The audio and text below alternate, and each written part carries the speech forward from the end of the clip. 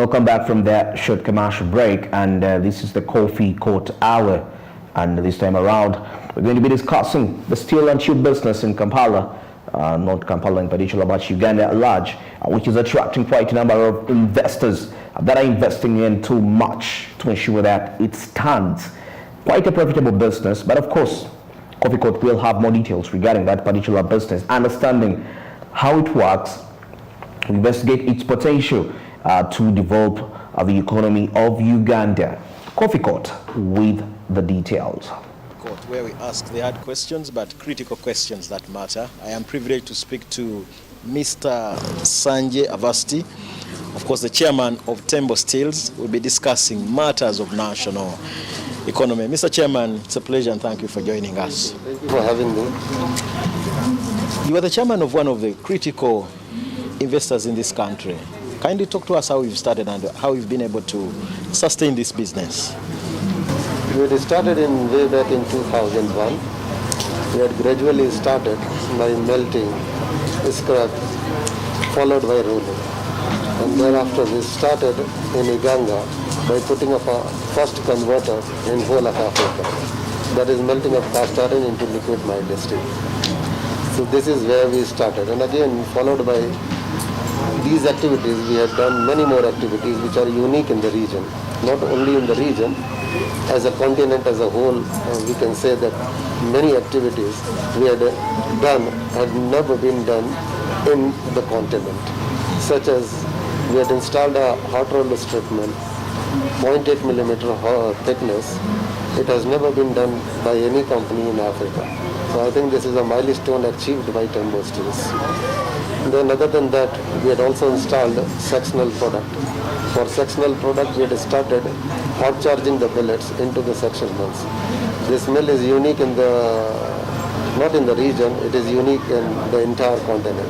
It is 18 stand horizontal vertical configuration mill. It is delivering light and medium sections. And those light and medium sections are imported from different destinations of the world. We can proudly say that this is the only company producing lightest section ever produced in Africa. So this is the activity. There are so many unique activities done by Tembo Steels.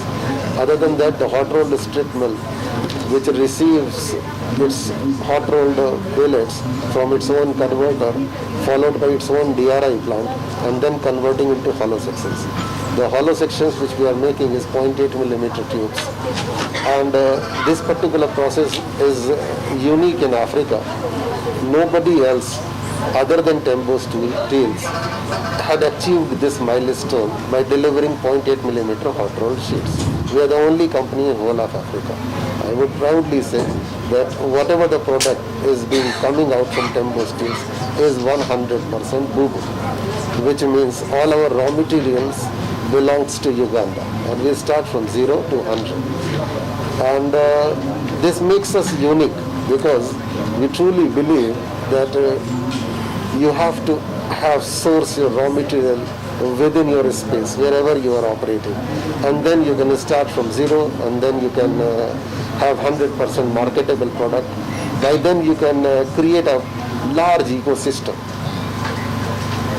not only for raw materials, other than that, consumables, spares, trading network, all this comes along. Mr. Chairman, now, how are you in position to maintain the market both in Uganda and then globally? You see, the global market, as far as steel is concerned, Uganda is importing from different destinations of the world, such as Japan, India, China, and many other countries, and Turkey also, Kenya also. So basically the raw materials, sometimes they are semi-finished, sometimes they are finished. They are being imported into the country from different destinations of the world. But for us, Tembo Steel, we don't import anything from anywhere around the globe. Whatever the product Tembo Steel generates, it is within the periphery of Uganda. If you say within the periphery of Uganda, where, Mr. Chairman? We source our raw material, the basic raw material from Kabale. That is iron ore. The Uganda is blessed with the high-grade iron ore. The Fe content in that iron ore is close to 68%, and that makes this iron ore the best in the world. So we source it from here, from Kabale.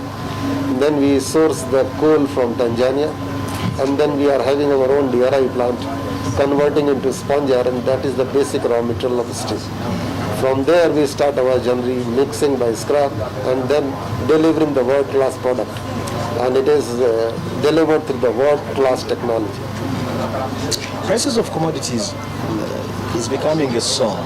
Talk to us about the purchasing power of your products as Tembo Steel. You see, as far as purchasing power is concerned, purchasing power is directly affiliated with the GDP of the country. Okay. So purchasing power is always better when you source your material right within the country, because the products are cheaper, they are readily available, and then they create a large ecosystem that creates GDP. When you import the product, naturally the purchasing power get diminished, because you are purchasing from somewhere else, you are outsourcing the job somewhere else, you are outsourcing the utilities somewhere else. So it is a well-known phenomenon. When you produce locally, it is having a number of benefits, countless benefits. Okay. You talk about the GDP. How much do you contribute to the economy of Uganda as Tembo Steels? You see, when you talk for the GDP, as far as the steel sector is concerned, it is around 3% of the total GDP contribution of the steel sector in Uganda. In some countries it is 2.5%, somewhere it is 1.5%, somewhere it is 5%. It depends, because steel is the backbone of modern civilization. Without steel you cannot do anything. That is why it is being related as the core industry of the world, cement and steel. Without it you cannot develop. Okay. So many projects are coming up. I know, Mr. Chairman, you are aware of the oil and gas sector, which is one of those huge projects that Uganda is looking up to, of course, both in terms of employment opportunity. How are you prepared as Tembo Steel to tap into most of these opportunities that are yet to come up?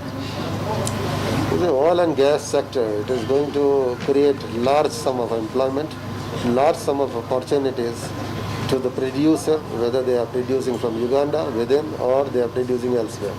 Large amount of steel is likely to be consumed in that sector.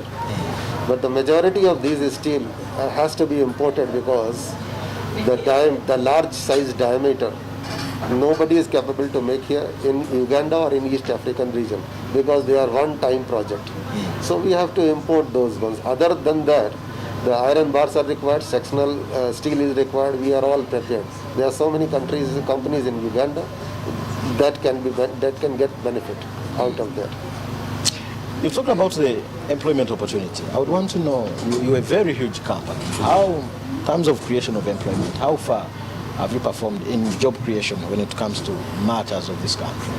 You see, we are associating some close to 3,000 people, directly or indirectly. And then there is a large trading network, large supplying network, that is close to 10,000 people or more. Because logistics is there, transportation is there, vendors are there, consumables procurements is there, raw material supplies are there, then the trading network is also there. We believe in the trading network which is based locally. That is why we don't own any stores here in Uganda. We don't have any outlet. We believe in a profound marketing network. So this is where we distribute our product from the local suppliers and the local vendors and the local trading ecosystem. So it's a large sum of people who are involved. Okay. You're counted as one of the serious investors in this country. How are you finding the investment policies in Uganda as an investor? Uganda is having a beautiful climate to do business. Law and order situation is very good here. The policies are conducive enough to do business. And what needs to change when it comes to the policies that particularly address issues of investors like you, Mr. Chairman? You see, the policies should focus on value addition. Because we keep saying that the value addition is must for any country. Because whether you are adding 10% value or it is adding 50% or you are adding 70% or you are adding 100%. 100% is always better than 10%. So we have to look at the policies which favors 100% value addition. And maybe I would like to engage you. Many big businesses have started up in Uganda and some of them have fallen. I don't know, as an investor, what you think could be some of the contributing factors why some businesses maybe start and just a blink of an eye and are nowhere. I'm asking so because you've been in this era of business as an investor. There are so many things in business you have to calibrate, you have to align. Because it's the market forces, you have to be able to calibrate all the things together in order to survive. Because market is a fierce place. If you are productive, you are efficient, and then you have the right strategies in place, then only you will survive. Otherwise, there is no way you can survive. Companies as big as Nokia do not survive because you see they have not changed to the market conditions. You have to change, you have to adapt. And that is the market theory of survival. Okay. As far as I will give you one example. You see, if you go by Fortune 500 companies, the average age for Fortune 500 companies is mere 16 years, which makes it unique. You see, the most big brand of the world do not survive even 16 years. In order to survive, you have to calibrate. You have to be productive, you have to be efficient, you have to be agile. That is how the market behaves. And then what has kept you surviving as Tembo Steels? We have responded well. Whatever the market challenges were thrown, we have responded to the challenge. So far so good, 20 years of existence. And we are very sure that we will be surviving tech for many more years to come. Are you a tax complying company as Tembo and Steel? Tembo Steel is as far as basic core industry is concerned, we are among the top 5 taxpayer in the country. As far as power is concerned, we are number 1 power consumer in the country, largest power consumer in the country.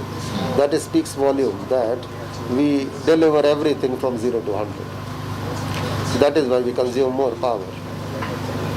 So I'm managing competition both internal and internally as a company, Mr. Chairman. See, there will always be competition within and outside the periphery. But you have to adjust your business in order to survive. It's not that the competition will not be there for you. It will always be there. And you have to be prepared for all kind of competition that throws back to you. So, Chairman, there's a general thinking that people like you in your capacity, the government of Uganda gives you tax holiday, you have the liberty to operate anyhow without complying to all these taxes. From your experience, could that be the real fact or it isn't?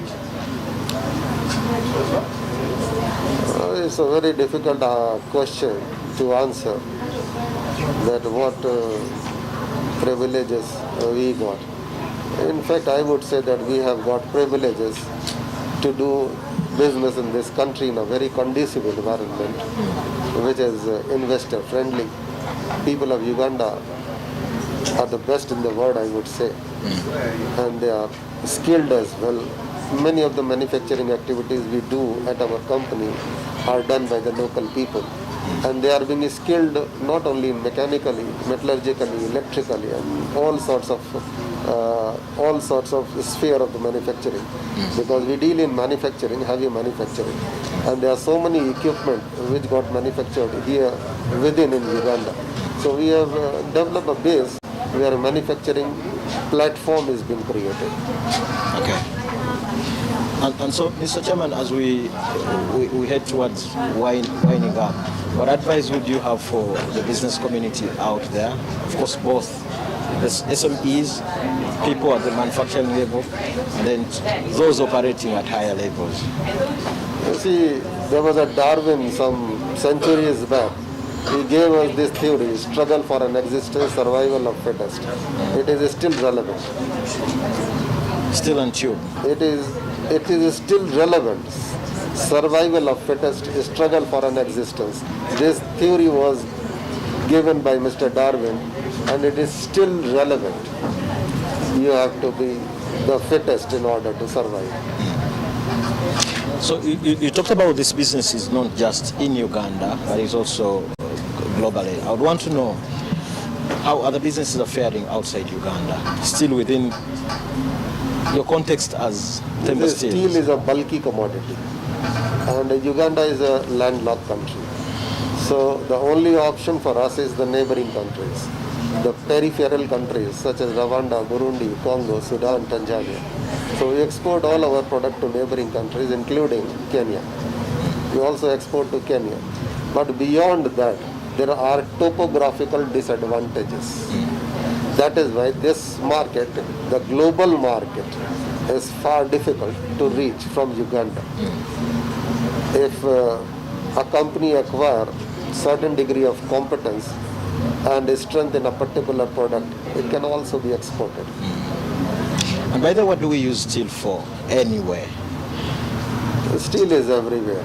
You are sitting in the steel. Even the microphone does have a steel. The cycle has a steel. In every sphere of our modern society, steel is irreplaceable. The spoon is a steel, the fork is a steel, the utensils are steel, the train is a steel, the plane is a steel. Everywhere there is a steel, my friend. So where do we get these materials for steel? We source our material from Kabale, iron ore. Okay. Yes, that is the basic raw material for steel. Okay. So what needs to change in your areas of investment? We cover almost 70% of the product which are produced globally. So this is the most diversified and integrated steel plant, not in the region, in the entire continent. You have an appeal to make to governments? It's a very conducive environment here, and we are very, very happy to operate here. How conducive is this environment?